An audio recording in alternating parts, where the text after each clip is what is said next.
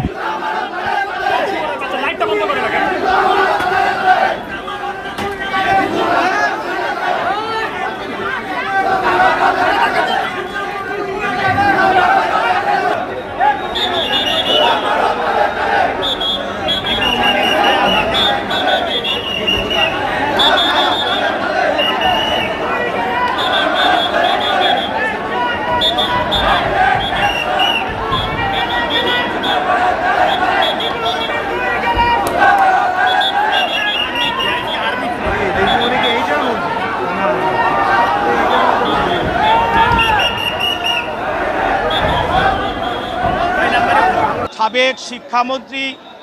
দীপু মনি এবং সাবেক এমপি আরিফ খান জয় দুইজনকে বিজ্ঞ আদালতে আজকে হাজির করা হয় এবং এই মামলায় হাজির করে তদন্তকারী কর্মকর্তা এই দুই আসামির বিরুদ্ধে 10 দিনের রিমান্ড প্রার্থনা করেন এবং এই 10 দিনের রিমান্ড প্রার্থনায় অবৈধ সরকারের শিক্ষামন্ত্রী দীপু মনি এবং সাবেক সংসদ সদস্য সাবেক সংসদ সদস্য জয় তাকে আজকে বিজ্ঞ আদালতে হাজির করা হয় এবং মোহাম্মদপুর থানা মামলায় আবু সাইদ হত্যা মামলায় তাকে এই আদালতে আজকে হাজির করা হয় এবং তদন্তকারী কর্মকর্তা এই মামলা তদন্ত করেন এবং এই মামলার আসামি 1 নম্বর আসামি শেখ হাসিনা, 2 নম্বর আসামি ওবায়দুল কাদের সহ আরও স্বরাষ্ট্রমন্ত্রী সহ অনেক আসামি এই মামলায় আপনারা জানেন 19 তারিখে আবু সাইদকে হত্যা করা হয়। তদন্ত কর্মকর্তার